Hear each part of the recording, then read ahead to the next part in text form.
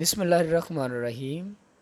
अस्सलाम वालेकुम डियर्स, मैं हूं तैयब अब्बास और आज के लेक्चर में हम देखेंगे एक कॉन्सेप्चुअल शॉर्ट क्वेश्चन। हमारे पास क्वेश्चन क्या है, what is the value of g at the centre of earth, और why the value of g is zero at the centre of earth. What is g? G is gravitational acceleration. अब mostly बच्चे समझते हैं कि जो जी की value है, gravitational acceleration की वैल्यू ज़मीन के सेंटर पर ज़ीरो होती है। क्यों? क्योंकि ज़मीन के सेंटर पर ज़मीन का रेडियस ज़ीरो होता है। अगर आप इस फॉर्मूले के अंदर आर की वैल्यू ज़ीरो पुट करें तो something by zero is equal to infinity. इसका मतलब है सेंटर पर तो जी की वैल्यू इनफाइनाइट होनी चाहिए, बहुत ज़्यादा होनी चाहिए, लेकिन हमने बात की है कि सेंटर पर जी की वैल्यू ज़ीरो होती है। तो आए जानते हैं ये कैसे ज़ीरो होती है।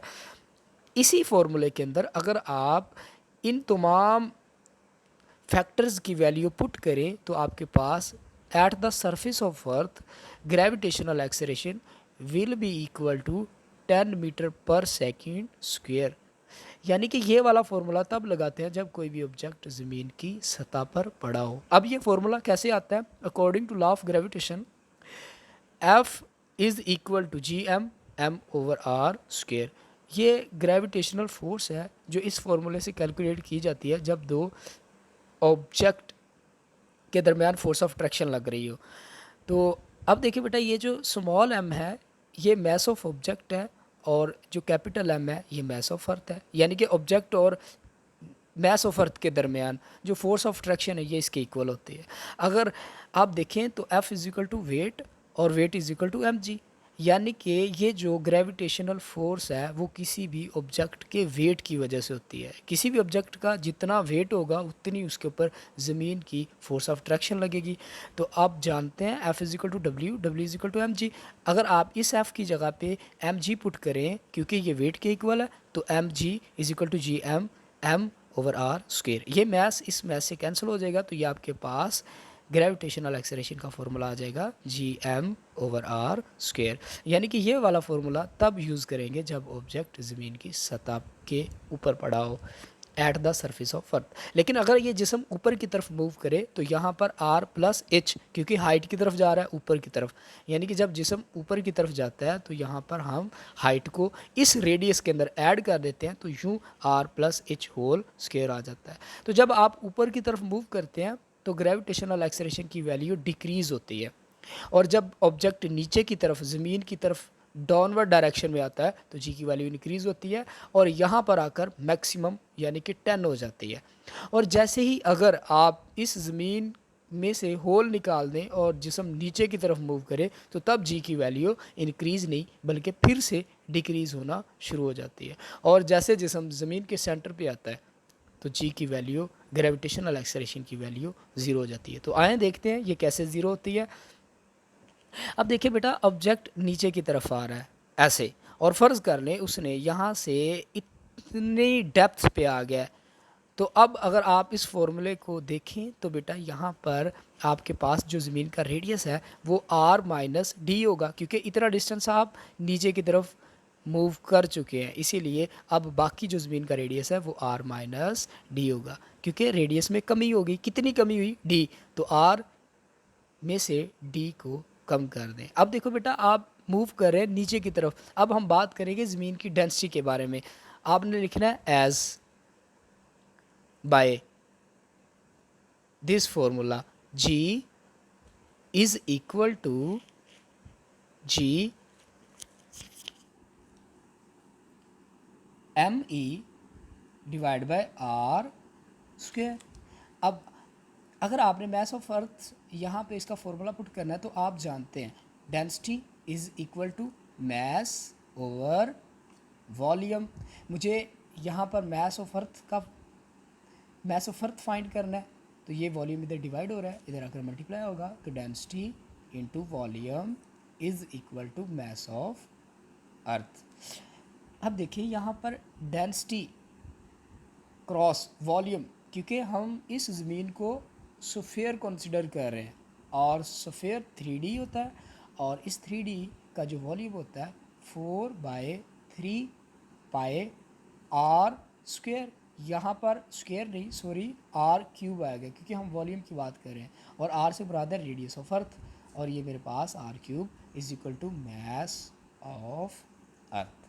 अब इस मैस ऑफ अर्थ को मैं यहाँ पे पुट करूँ तो आपके पास g is equal to G over R square cross इस मैस ऑफ अर्थ की value rho cross 4/3 pi R cube. अब ये आर स्क्वायर है, इस आर स्क्वायर, ये आर स्क्वायर इसके साथ कैंसिल होगा तो यहाँ पर जस्ट आर बच जाएगा। तो देखें ये g is equal to G cross rho cross 4/3 into R. तो आप इसे ऐसे लिख सकते हैं 4/3 rho G into R is equal to g. अब गौर करें, अगर इसी फॉर्मूले में आप आर को ज़ीरो कर दें क्योंकि जिसम नीचे की तरफ आ रहा है, जब आप यहाँ पे अगर आर की वैल्यू ज़ीरो पुट करें तो आप देखें यहाँ पे जब आप आर को ज़ीरो पुट करेंगे, ज़ीरो के साथ किसी भी नंबर को आप किसी भी ऑब्जेक्ट को किसी भी चीज़ को मल्टीप्लाई करें तो आपके पास आंसर ज़ीरो आता है। ये फाइनल फार्मूला नहीं है। अगर हम देखें क्योंकि जिसम मूव कर रहा है नीचे की तरफ तो तब उसका जो ग्रेविटेशनल एक्सेलरेशन होगा उसे मैं जी डी यानी कि gravitational acceleration at depth is equal to 4/3 rho into g. अब इस आर की जगह पे आप क्या लिखेंगे, यहाँ से यहाँ तक का रेडियस इसका, क्योंकि आप इस डेप्थ तक आ चुके हैं तो इसका फॉर्मूला ये बन जाएगा आर माइनस डी, और ये फॉर्मूला।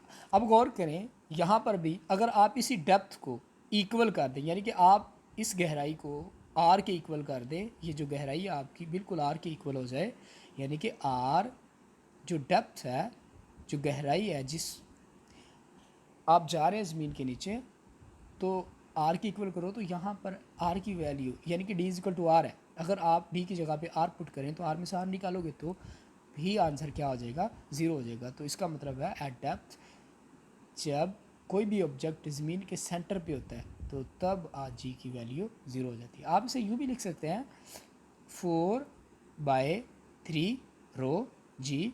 अगर आप यहाँ से आर को कॉमन लें यानी कि बाहर निकाल लें तो आपके पास आर इंटू 1, क्योंकि बाहर आ गया, अब इसके नीचे मैं आर को डिवाइड कर दूंगा तो d/r। अब गौर करें ये किसकी वैल्यू है, ये वाली, ये जी डी, ये वाली वैल्यू अगर आप गौर करें तो ये वाली वैल्यू 4/ρ/g/r। तो इसका मतलब है इसे इस G D is equal to इसकी जगह पे जी लगा दूं और डियर हम बात कर रहे थे gravitational acceleration at depth is equal to G into 1 minus T over D. अब डी से मुराद है डेप्थ। अगर यही डेप्थ आर की इक्वल हो जाए तो यहाँ पर अगर आप r/r लिखें, क्योंकि डेप्थ हम इतना नीचे आ गए हैं कि ज़मीन के सेंटर पे, तो हमारी जो डेप्थ है ये आर की इक्वल होगी रेडियस ऑफ अर्थ।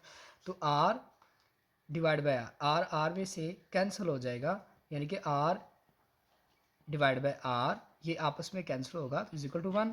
यहाँ पे आ जाएगा 1, 1 में से 1 निकालेंगे तो बेटा ये 0 हो जाएगा, और into g, 0/0 into g is equal to 0। तो g at the depth will be equal to 0। तो हमने साबित किया कि at the centre of earth the gravitational acceleration is equal to 0। तो मिलते हैं नेक्स्ट लेक्चर में, तब तक के लिए अल्लाह हाफिज़।